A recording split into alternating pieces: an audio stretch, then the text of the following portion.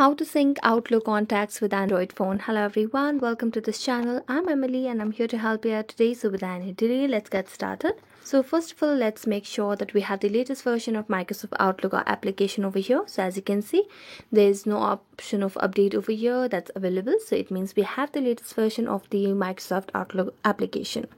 So I'm going to tap on open and it will lead me to the Outlook application over here. So just make sure that you have logged into your account.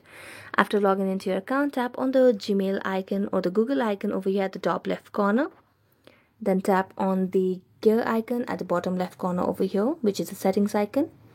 Now as I tap on settings icon, just scroll down and tap on contacts.